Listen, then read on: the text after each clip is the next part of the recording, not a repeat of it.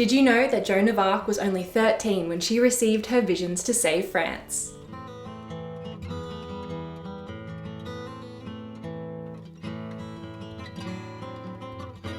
Hello and welcome to World History Encyclopedia. My name is Kelly and today's video is all about the French national hero and martyr Joan of Arc, or Jeanne d'Arc in French.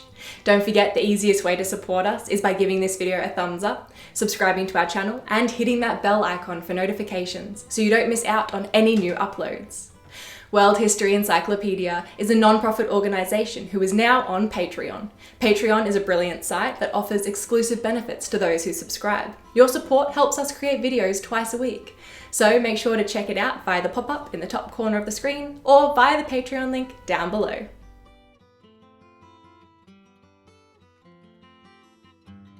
Jeanne d'Arc was born in circa 1412 to a peasant farmer in Domremy in medieval France, but at only 13 years old she received a vision that she should lead the French to victory over the English in the 100 Years' War. The conflict known as the 100 Years' War raged between 1337 and 1453 CE and was a long conflict between France and England. It was over the succession to the French throne, and wasn't one continuous war, but a bunch of campaigns waged mostly on French soil. We need to go back a few hundred years to understand what happened. So in 1066 CE, the Norman conquest of England was led by William the Conqueror. He ruled England between 1066 and 1087, and he established a French monarchy in Britain. With the English still owning estates in France, and every now and then disregarding the French king's wishes or policies, the French wanted to cut England's power, all while the English wanted to increase their power. What caused the succession issue? Well, when Charles IV of France died without an heir in 1328, his sister Isabella of France claimed the French throne for her son, Edward III of England. However, he did not get the throne because his mother was denied. Why? Well, because she was a woman, and women weren't allowed to make those kinds of claims. So instead, the throne went to Philip VI, Charles' cousin, and it was the hostility between these two men that ignited the war in 1337. To make it easy to study, the 100 Years' War is divided into 3 periods, and it's in the final period known as the Lancastrian War that Joan of Arc appears.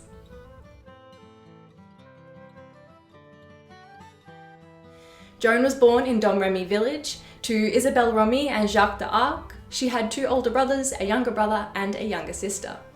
Her father was a farmer, so all 5 of them would have grown up learning his trade. According to the records which provide much of the information on Joan's life, at the age of 13 in 1425 she received a vision from God. Saint Catherine, Saint Michael and Saint Margaret all showed up in her father's garden and told her to drive the English away from the French and make sure that the Dauphin, the title given to the heir to the French throne, was crowned king at Reims, which was held by the English at the time. It took 3 years for Joan to act on this vision from God, which she never doubted. On May 14, 1428, Joan made her way to Vaucouleurs, to the office of the captain of the garrison, Robert de Baudricourt. She asked to be taken to see the Dauphin, but she was rejected at least twice before she convinced de Baudricourt of her seriousness. At this time, during the war, the throne of France was being disputed between the Dauphin Charles and the Lancastrian English king Henry IV. There is one version of the story that says that Joan came back to the office of de Baudricourt in 1429 and told him of the French defeat at the siege of Orléans, before anyone could have possibly known about it, which proved her divine powers. The other version of this is that Joan shamed him loudly over his refusal to believe that God had sent her to save France. Either way, Joan was then taken to the Dauphin Charles in Chinon. Before Charles met Joan, he was told of her visions, and so he decided to test her. He dressed as a courtier and had one of his courtiers dress up as him, because surely if she'd been sent by God, she would be able to recognize the Dauphin regardless of what he wore. When Joan entered the assembly, she went right up to Charles dressed as a courtier, and stood her ground when he tried to convince her otherwise. Apparently in private, she also told him things that he had only ever said to God in prayer. And then, just to be sure, Charles had her examined by an assembly of clergy for purity and orthodoxy, which she passed, and was then allowed to present herself as the solution to Charles's problems at Orléans. For years in France, there were prophecies of a maiden in armour that would save the country, and Joan fulfilled that prophecy when she travelled to Orléans with the army in full battle armour. Even though she had never had anything to do with war or taken part in any military battle, she proved herself to be quite the strategist. When Joan arrived, the siege of Orléans had already been going on for 5 months, and the French had been unsuccessful in lifting it. The city of Orléans was pivotal and had both tactical and symbolic importance to France and England. If the city fell, France would probably lose the war. Joan was seen as a heroine, and so she embraced it. She went around daily delivering food and supplies and giving encouragement and inspiration to the people. The men tried to keep her out of the war councils, but she couldn't be kept away and was happy to listen even if she couldn't participate. She often suggested tactics of direct action against the English, and she continued to patiently suggest them even as she was constantly ignored. Joan was eventually allowed to lead an assault on the English position of Saint-Lô, which was successful, and then the next day she took part in another one which further broke the siege. Even though she was wounded in the chest, she kept inspiring others to fight. She kept persevering, and she continued to hold her standard. 9 days after Joan arrived at Orléans, the siege was lifted.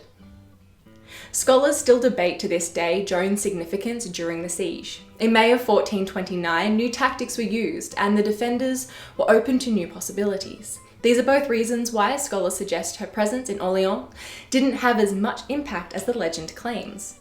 On the other hand, it could be argued that it was Joan's arrival and her fulfilling of the prophecy that inspired the new tactics and the resurgence in the French hope of victory.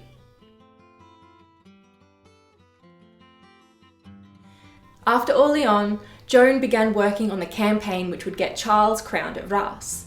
This wasn't easy going, since she was continuously met with rejection, since the French commanders thought that Joan's plan of marching into enemy territory, protected only by the grace of God, was both a foolish waste of men and naive. Reims was held by the Burgundian allies of the English, and if that wasn't enough, it was deep in the heart of territory held by the English. It didn't help that Joan was a teenage woman without any military experience, and at this time, a woman's advice in men's business was simply ignored. Despite all of this, Joan ended up convincing the commanders, and after bringing in recruits for the Loire campaign of 1429, the French were continuously victorious as they steadily cleared the region on their march to Reims. When they got there, the Burgundians surrendered the city, and Charles VII was crowned King of France in July 1429 with Joan by his side. The high spirits of the French didn't last long though, because in 1430 Joan was captured by the Burgundians and sold to her English enemies.